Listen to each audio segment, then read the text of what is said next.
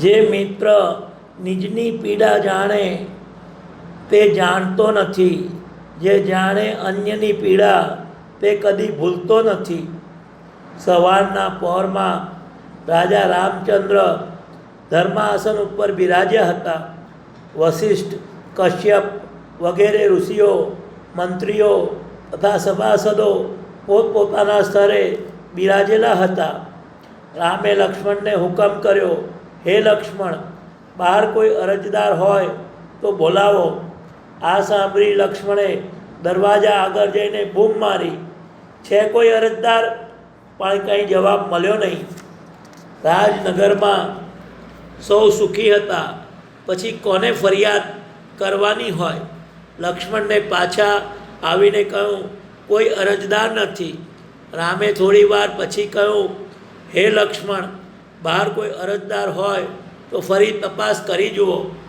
લક્ષ્મણે બહાર આવીને જોયું તો બારણા આગળ એક કૂતરો બેઠેલો દેખાયો. લક્ષ્મણની સામે તે દયામણું મોં કરીને જોઈ રહ્યો હતો. તે પરથી લક્ષ્મણે કહ્યું, કેમ ભાઈ, તારે કાંઈ રામના દરબારમાં અરજ કરવાની છે? કૂતરાએ કહ્યું, હા, મારે રામને કંઈક કહેવું છે. લક્ષ્મણે કહ્યું, તો ચાલ મારી સાથે. તારે જે કહેવું હોય તે જાતે જ રામને નિવેદન કર. કૂતરાએ કહ્યું, તમે તો મને રજા આપી, પણ ભ્રષ્ટ જાતિનો હોય હું મારા જ કર્મોથી ડરું છું. એટલે દેવ મંદિરમાં, રાજ મંદિરમાં કે એવા પવિત્ર સ્થળે પ્રવેશ કરતાં પહેલાં મારે 100 વાર વિચાર કરવો જોઈએ. એટલે શ્રી રામની આજ્ઞા હોય તો જ હું અંદર આવું. લક્ષ્મણ જઈને રામને કહ્યું, બહાર એક કૂતરો ઊભો છે અને અંદર આવવા માટે તે આપની આજ્ઞાની રાહ જુએ છે. રામે કહ્યું, ખુશીથી એને પ્રવેશ કરાવો. લક્ષ્મણની પાછળ કૂતરો રાજસભામાં દાખલ થયો. પોતાના પગલાંથી જાણે ડરતો હોય તેમ તે બીતો બીતો પગલાં ભરતો હતો. તેનું માથું ફૂટેલું હતું અને લોહિયાર હતું.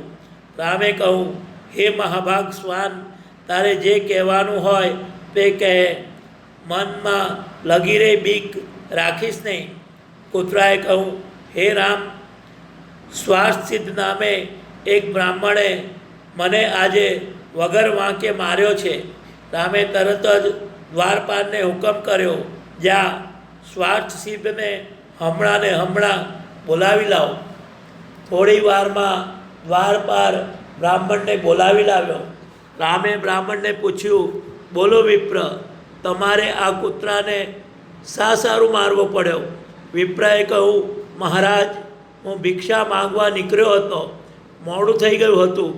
ભિક્ષાનો વખત વીતી જતો હતો અને હજી મારે ઘણી જગ્યાએ ભિક્ષા માંગવા જવાનું હતું. તેવી વખતે આ કૂતરો રસ્તો રોકીને લાંબો થઈને પડ્યો હતો. મેં તેને કહ્યું, ઊઠ, બાજુએ ખસ, મને જવાનો રસ્તો દે. પણ તેણે માન્યું નહીં. એક તો મોડું થઈ ગયું હતું અને તેમાં વળી હું ભૂખથી પીડાતો હતો. તેથી મને ક્રોધ ચડ્યો. ક્રોધમાં ભાન ભૂલી મેં એનું માથું લોહી લુહાણ કરી નાખ્યું. મારી ભૂલ થઈ. હું ગુનો કબૂલ કરું છું. મને ખુશીથી શિક્ષા કરો. રામે કહ્યું કે હે વિપ્ર, ખરેખર તે મોટી ભૂલ કરી છે. ક્રોધથી તપનો નાશ થાય છે, પુણ્યનો નાશ થાય છે અને ધર્મનો નાશ થાય છે. એ તું કેમ ભૂલી ગયો?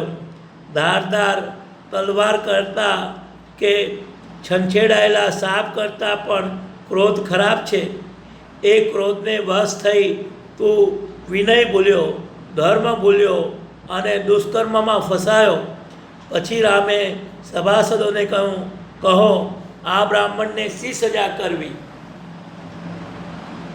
વશિષ્ઠ વગેરે ઋષિઓએ કહ્યું, બ્રાહ્મણ અવધ્ય છે.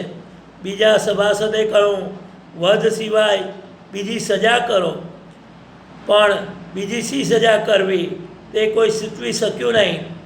એટલામાં ફરિયાદી કૂતરાએ ફરીથી કહ્યું, હે રામ, મારી એક સૂચના છે. રામે કહ્યું સી. રામે સભાસદો સામે જોયું. સભાસદોએ માથું લાવી સંમતિ આપી. રામે કહ્યું ભલે તેમ. શ્વાને કહ્યું તો હું સૂચવું છું કે આ બ્રાહ્મણને કાલંજર પ્રદેશનો કુલપતિ બનાવો. સૌને આ સાંભળી નવાઈ લાગી, પણ રામ વચનથી બંધાઈ ગયા હતા, એટલે એમણે તે બ્રાહ્મણનો કાલંજર પ્રદેશના કુલપતિ પદ પર અભિષેક કર્યો. બ્રાહ્મણ ખુશ થઈ ગયો. તેને સાહેબી મળી, નોકર ચાકર મળ્યા ને અધિકાર મળ્યો. તે મનમાં ફૂલાતો ઘેર ગયો. સભાસદોએ રામચંદ્રને કહ્યું, આ બ્રાહ્મણને સજા કરવાને બદલે તમે તો ઉલટું તેને વરદાન આપ્યું. આ શું? રામે કૂતરાને કહ્યું, હે શ્વાન, આનું રહસ્ય શું?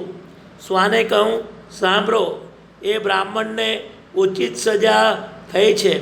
હું પોતે પણ એક વખત કાલંજરનો કુલપતિ હતો. મારા કબજામાં અસંખ્ય નોકર ચાકર હતા, અધિકાર હતો અને વૈભવ હતો. હું બહુ વિવેકથી રહેતો હતો. દેવ બ્રાહ્મણોની પૂજા કરતો હતો. નોકર ચાકર પર પ્રીતિ રાખતો હતો. પ્રાણી માત્રનું હિત ચાહતો હતો. છતાંય થોડા વખતમાં મારી બુદ્ધિ ભ્રષ્ટ થઈ અને છેવટે આવી અધમ અવસ્થાને પામ્યો. તો આ બ્રાહ્મણની સી વલે થશે તેનો વિચાર કરો. તે ક્રોધી છે, અભિમાની છે, નિર્દય છે અને સ્વાર્થી છે. મને ખાતરી છે કે કુલપતિનો અધિકાર તે પચાવી શકવાનો નથી અને પોતાની આગલી તથા પાછલી 7 પેઢીઓને તે ઘોર નરકમાં નાખશે. કહો, બ્રાહ્મણનો ઉચિત સજા થઈ છે કે નહીં? સાંભળી આખી સભા તાજુબ થઈ ગઈ.